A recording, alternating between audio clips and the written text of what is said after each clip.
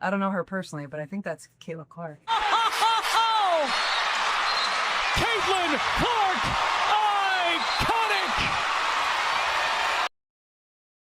Hello guys, welcome back to the channel. Let's talk about the Indiana Fever, because there is something about that game-winning sequence that still doesn't sit right with me. Yes, Caitlin Clark hit the massive 32-foot logo three. It was another one of those patented logo shots that only she seems comfortable taking in the biggest moments. The crowd went crazy, the Fever got the win, and everybody celebrated the shot. But here's the thing. We have now learned that Caitlin Clark was not even the first option on that play. Sophie Cunningham essentially changed everything by making sure the ball found its way into Caitlin Clark's hands. That part is what has me shaking my head. I kept saying that if Caitlin Clark wasn't the player getting the final shot opportunity, I was going to lose my mind. When you have a player with that kind of range and confidence, why would she not be the primary option when the game is on the line? Thankfully, she received the pass and delivered once again. The shot went in, the Fever won, and everyone moved on. But the fact that she wasn't the original go-to option is still driving me bananas. Now let's move over to what happened after the shot. We'll start with Venom, because the reaction from Caitlin Clark immediately caught people's attention. The interaction, or maybe the lack of interaction with Stephanie White, raised plenty of eyebrows. Look, in public, Caitlin Clark and Stephanie White are always going to be professional.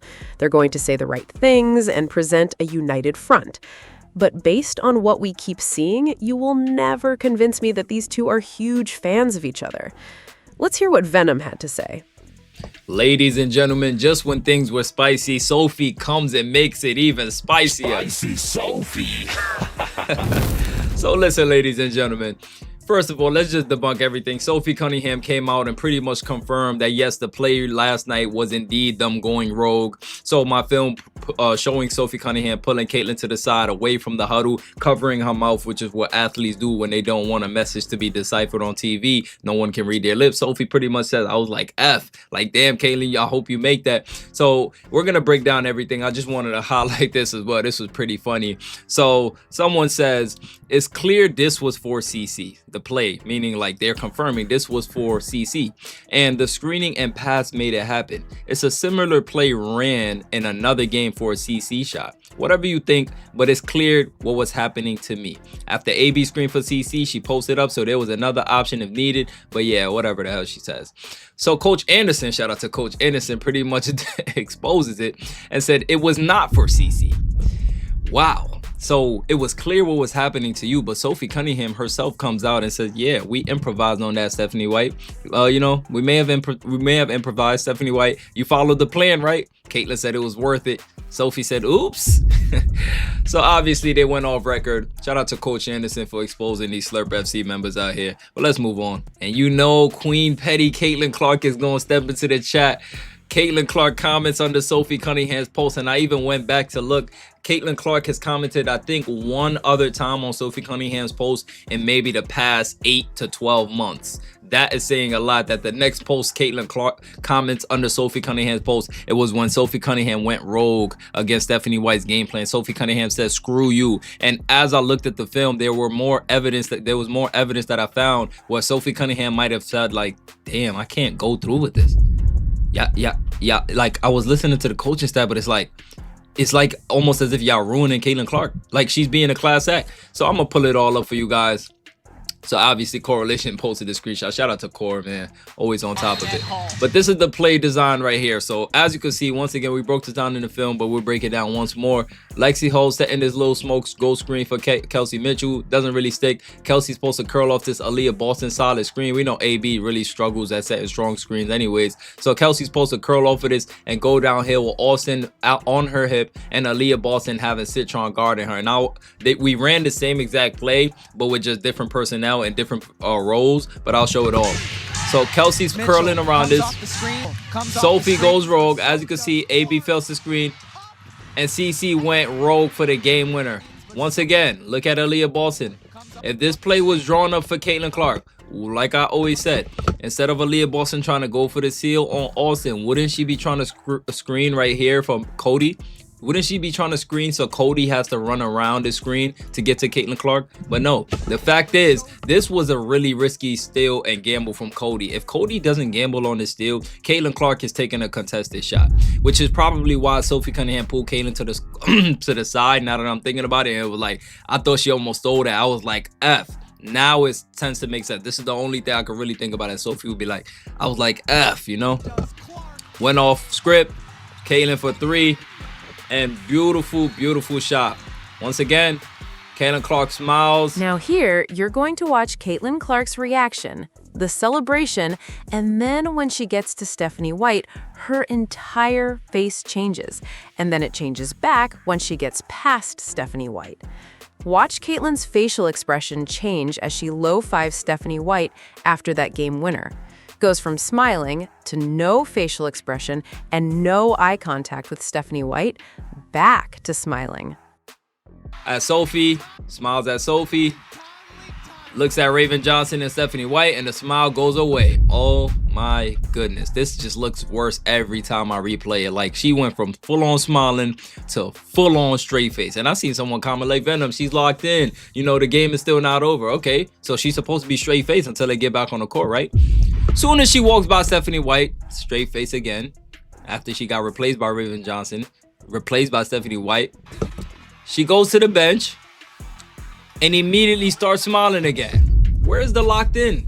Where's the locked in? Oh yeah, she can be locked in with a smile. Let's not act oblivious to the obvious, okay? She clearly was mad that Stephanie White subbed her out. It's a bad look. It taints your character when your coach subs you out at the end of the game. It looks like she doesn't trust you on the defensive end.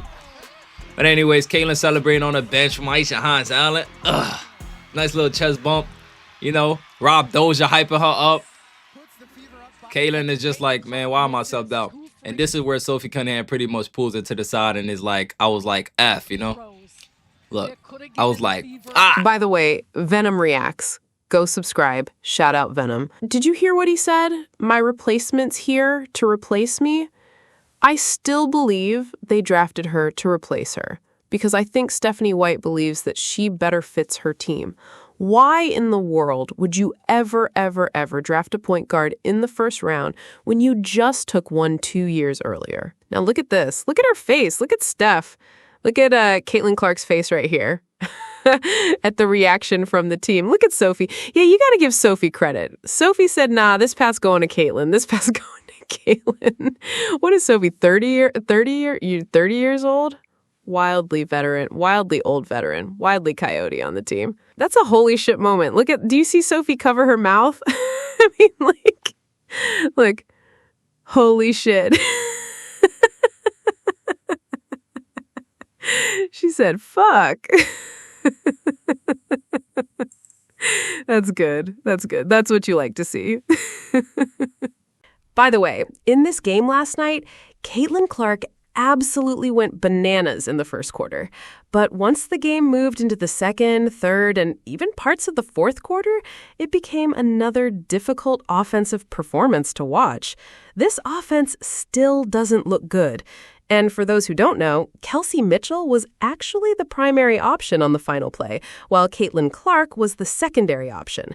Sophie Cunningham ended up making the decision to get the ball to Cece after the inbound defender took away the pass to Kelsey Mitchell. That's why the pass came late. They weren't want to go to Caitlin Clark, but Sophie Cunningham went to Caitlin Clark. Yeah, you're gonna see. Did you see that? Look at Kelsey coming around. The ball is supposed to go to her.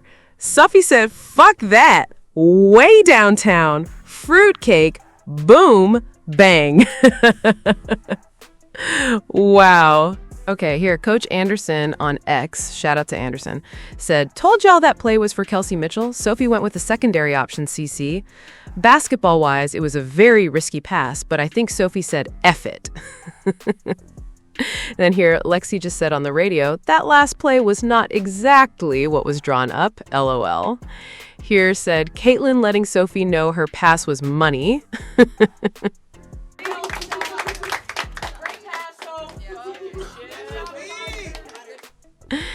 Here, Evelyn DR said, "Aw, look at Coach White pulling out the Cheryl Reeve publicly praised the superstar point guard after the game media package now. Good for her." You know, this is what Caitlin does.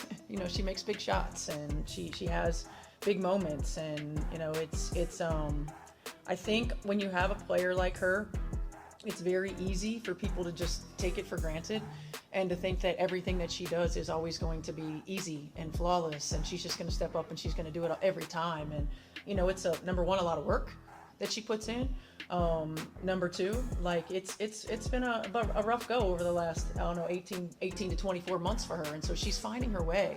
And every opportunity that she gets to hit a shot like that, or to get a stop. I mean, she got a big defensive stop for us, you know, to get a pass like... Very easy to take Caitlin Clark for granted, and that's exactly what it feels like happens far too often. When you have a player with that kind of talent, the offense should consistently run through her. Yet, on the biggest play of the game, Caitlin Clark was not even the primary option.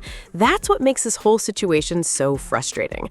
Sophie Cunningham looked at the moment and basically decided she wasn't going to let that happen. The original plan may have been something else, but Sophie Cunningham made sure the ball ended up in Caitlin Clark's hands. And once she got it, Caitlin Clark did what superstars do.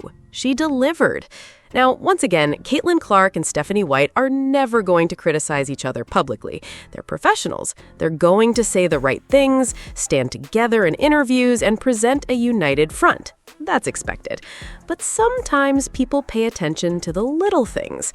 The interactions during games, the reactions on the sideline, the body language, and the moments that don't show up in the box score.